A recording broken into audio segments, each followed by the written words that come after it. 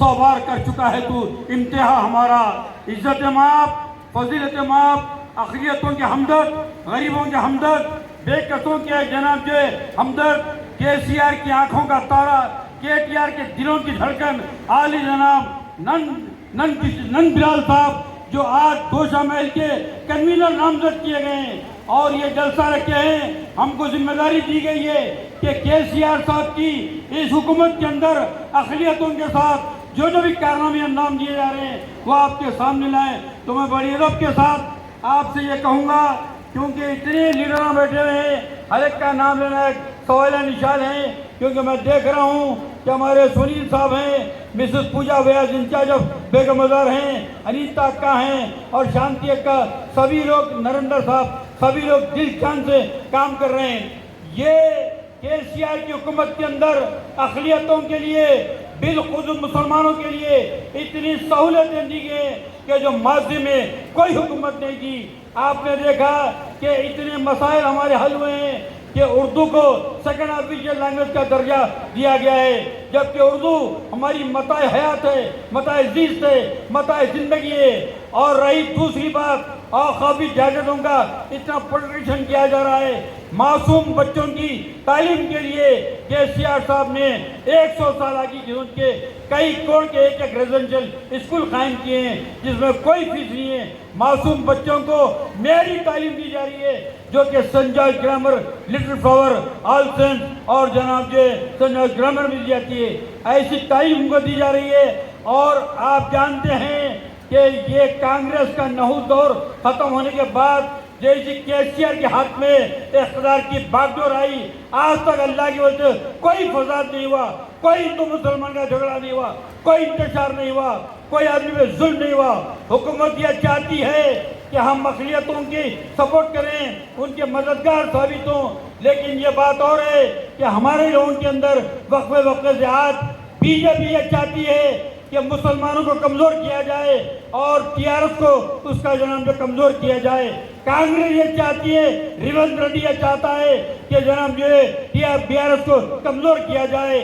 कल की बात है, मैसूरम के अंदर एक जलसा होता है, शर्म की बात है, अमित शाह जो सारे हिंदुस्तान का होम मिनिस्टर है, ये ऐलान करता है कि मैं 4% रिजर्वेशन को खत्म कर दूंगा। और जनाब जो आप देखा कि राजस्थान में घरों पे बुलडोजर चला दिए गए। ये KCR साहब की हुकूमत है। अब बड़ी खुशी की बात है कि नंद बिलाल जैसे dynamic, energetic, powerful, man of character, man of sincerity, जिनके अंदर इंसानियत है, सेकुलरिज्म है, भाईचारगी है, प्यार है, मोहब्बत है, उल्फत है, वफा है, कुर्बानी का जज्बा है, हमारे गोशा महल के इंचार्ज हैं। तो हम आपसे भी गुजारिश करेंगे कि साहब, हल्के गोशा महल में 70,000 मुसलमान वोटर हैं, तो हम आपसे ख्वाहिश करेंगे कि आने वाले इंतखाबात के अंदर टिकट चाहे किसी को मिले, ये अपने अपने मुकद्दर की बात है। वो जिसके सिर पे चाहता है कामयाबी का ताज रखता है। तो नंद बिलाल साहब से हमारी ख्वाहिश है, गुजारिश है, इल्तिजा है, अल्तमास है, हम हाथ जोड़ के आपसे अदबन गुजारिश करते हैं कि अक़लियतों का ख्याल रखिए, अक़लियतों पे एतमाद कीजिए, अक़लियतों पे भरोसा कीजिए। ये समझिए कि सारे तेलंगाना के अंदर अगर BRS हुकूमत आती है, TRS हुकूमत आती है, तो अक़लियतों के वोटों पर आती है। अक़लियतों के वोट पासक का काम करते हैं, जो अक़लियतों के वोट पड़ते हैं वो बादशाहगर होता है और इक़्तिदार उसकी जनाब जो चौकट पे आ जाता है।